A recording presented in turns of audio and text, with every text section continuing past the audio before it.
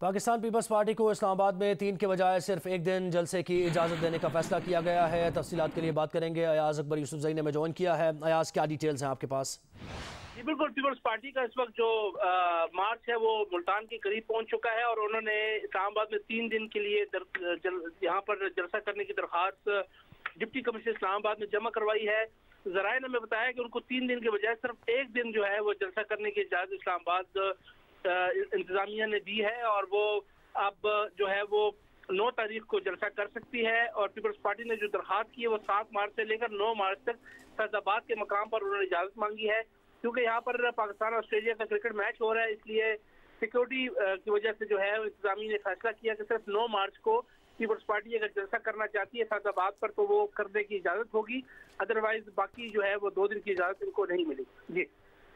जी बहुत शुक्रिया। और chairman Peoples Party Bilawal Bhutto ने वज़ीर आज़म को मुस्ताफ़ी होने के लिए 5 दिन का अल्टीमेटम दे दिया। कहा अगर खुद मुस्ताफ़ी नहीं होते तो इस्लामाबाद आकर आपका बंदोबस्त करेंगे। 5 दिन में अदम एतमाद के लिए नंबर्स पूरे हो जाएंगे।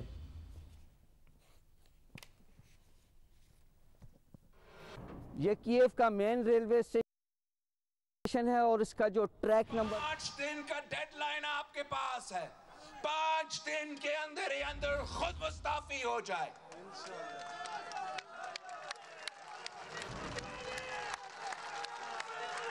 पांच दिन के अंदर ही अंदर अगर आप में गैरत है, अगर आप में हिम्मत है तो असेंबली तोड़ो, इलेक्शंस करवा दो और हमारा सामना करे, हमारा मुकाबला करे। हम आपको दिखाते हैं कि अवाम किसके साथ है। बुज़दिल हो, खुद नहीं करते हो तो फिर 5 दिन बाद हम इस्लामाबाद पहुंच के अदम एतमाद इंशाअल्लाह ताला उस वक्त तक हमारा नंबर्स पूरे हो चुके होंगे। हम अदम एतमाद लेकर आएंगे और आपका बंदोबस्त खुद करेंगे।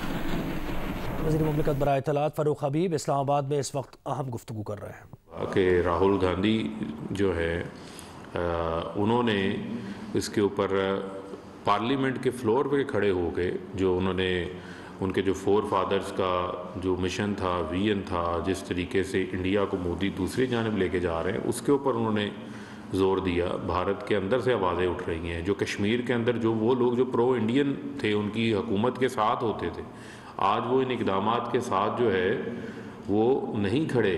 कश्मीर की जो अपनी वहाँ की लीडरशिप थी, हुर्रियत रहनुमाओं थे, हमेशा से एक उनका अपना पॉइंट ऑफ व्यू रहा आज़ादी के हवाले से, लेकिन वो लोग भी थे जो कि शायद भारत के साथ उनकी हुकूमत के साथ खड़े होते थे, लेकिन वो लोग भी जो वहाँ पर पाबंदियाँ लगाई गई, जिस किस्म का जुल्म किया गया, जिस तरीके से उसका मुतनाज़ा स्टेटस कश्मीर का ख़त्म किया गया, वो एक सोच है।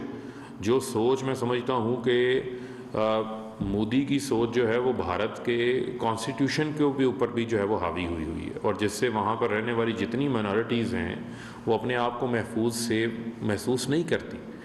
लेकिन अगर आप उसका कंपैरिजन करें पाकिस्तान के साथ, तो पाकिस्तान ने क्या इक़दाम लिए। एक जानिब मोदी जो है वो कश्मीर का मुतनाज़ा स्टेटस ख़त्म कर रहे थे और जिसके ऊपर UN की रेजोल्यूशंस मौजूद हैं, बेशुमार जो है वो इंटरनेशनल फोरम्स के ऊपर करारदादें, मुख्तलिफ चार्टर्स, मुख्तलिफ कमिटमेंट्स जो है वो मौजूद हैं, लेकिन भारत जो है वो मोदी सरकार की सरबराही में कश्मीर का मुतनाज़ा स्टेटस ख़त्म कर रहा था। दूसरी जानिब जो है वो पाकिस्तान, हम अपने कॉन्स्टिट्यूशन के अंदर भी हमारे भी जो मिनॉरिटीज़ के हवाले से राइट। वज़ीर मुमलिकत बराए इत्तलात फ़ारूक हबीब गुफ्तगू कर रहे हैं। पाक बहरिया ने एक और भारतीय आबदोश का सुराग लगा लिया। वज़ीर दाखिला शेख रशीद ने कहा कि पाकिस्तान के गहरे पानियों में 5वीं दफ़ा भारत ने मुदाखलत की कोशिश की। हमने कल भारत को आखिरी बार वार्निंग दे दी है।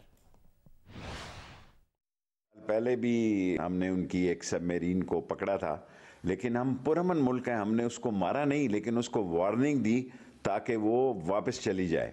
और कल भी ऐसे ही हुआ है कि हमने उनको मतनबा किया और आखिरी बार वार्निंग दी है कि इनफ इज़ इनफ। 5वीं मरतबा आप हमारे पानियों के नज़दीक आएँ, अब आए हैं तो हमसे गिला ना करना। और हमारे पास बेशक आलात हर मॉडर्न ना हो या हमारे पास वो आलात ना हो, लेकिन हमारी अजीम फ़ौज है और हमारी पाकिस्तानी नेवी का जज्बा जो है वो अजीम जज्बा है।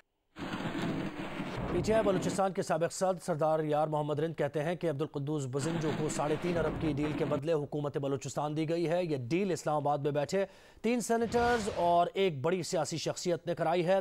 सरदार यार मोहम्मद रिंद ने कहा कि अगर उन्हें तंग किया गया तो वो उस शख्सियत का नाम मीडिया पर सामने ले आएंगे। उन्होंने ये बात जियो न्यूज़ के प्रोग्राम जिरगा में बात करते हुए कही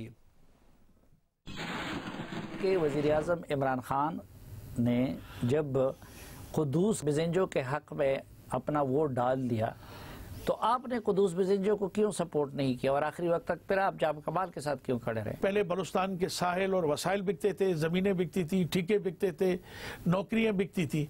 इस दफ़ा 3.5 अरब रुपए के अंदर हमारी बलूचिस्तान की हुकूमत नीलाम की गई। मैं गिनने में शामिल नहीं था, डीलिंग में मैं शामिल नहीं था, मगर बलूचिस्तान के एक एक बच्चे के मुँह पर यही एक बात है कि इस दफ़ा कुछ इस्लामाबाद की बाज़ शख्सियात ने कुद्दूस बजिंजो साहब के साथ डील करके उनको हुकूमत हवाले की। कुद्दूस बजिंजो के साथ ये डील हुई थी कि आपको हम चीफ मिनिस्टर बनाते हैं, आप 3.5 अरब रुपए हमें कमा के देंगे। सबसे बड़ा एक जो चंक था ना वो 100 डैम्स का था। 3 कॉन्ट्रैक्टर्स ऐसे हैं जो यहाँ सेनेट में बैठे हुए हैं और एक बहुत बड़ी अहम सियासी शख्सियत है। ज्यादा तंग किया गया तो शायद फिर दोबारा आके टीवी पे मैं उसका भी बताऊं कि उसने क्या किरदार अदा किया।